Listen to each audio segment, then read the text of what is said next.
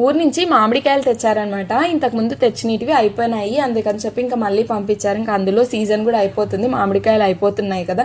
ఇంకా గట్టిగా దొరికితే 10 days దొరుకుతాయేమో నాకు తెలిసిన వరకు. అంటే బేనిష్ కాయలు, అవి బంగినపల్లి మా సైడ్ అలా అంటారనమాట. ఇంకా నాటుకాయలు ఏమైనా దొరకచ్చు ఇంకా కొద్ది రోజుల వరకు. ఇంకా యశ్ కూడా వెళ్ళారు ఈరోజు బస్ దగ్గరికి, వాళ్ళ డాడీ వెళ్తుంటే తీసుకురావడానికి.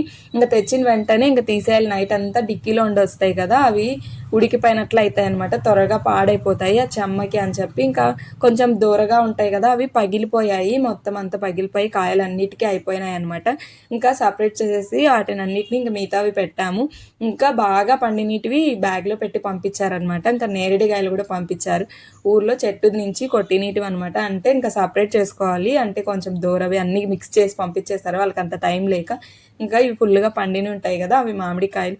ఇంకా 2 బెంగళూరు కాయలు పచ్చి పంపించారు. ఇంక ఈసారి మొత్తం మేము మందు పెట్టేస్తున్నాం, అంటే లాస్ట్ టైం పెట్టలేదు, అలానే ఉంచామన్నమాట, కొద్ది రోజులు ఎక్కువ లాంగ్ వస్తుంది అన్నట్లు. ఈసారి ఇవ్వటానికి ఇబ్బందిగా ఉంది, అంటే ఎవరికైనా ఇవ్వాలంటే పచ్చిగా ఉన్నట్లు అనిపిస్తున్నాయి అనమాట. అందుకని చెప్పి ఇంకా మందు పెట్టేసి ఎవరికైనా ఇవ్వాలనుకుంటే ఫ్రెండ్స్కి అందరూ ఇవ్వటానికి ఈజీగా ఉంటుంది అని చెప్పి ఇంకా మందు పెడుతున్నాడు. అంటే ఆ వాటర్లో డిప్ చేసి పక్కన బాక్స్లో పెట్టేసి ఒక 3 daysకి పండిపోతాయి. ఇంకా నేను కూడా నేరేడుకాయలన్నీ సపరేట్ చేసుకుంటున్నాను అంతే. వీడియో నచ్చితే లైక్ చేయండి, షేర్ చేయండి. బాయ్.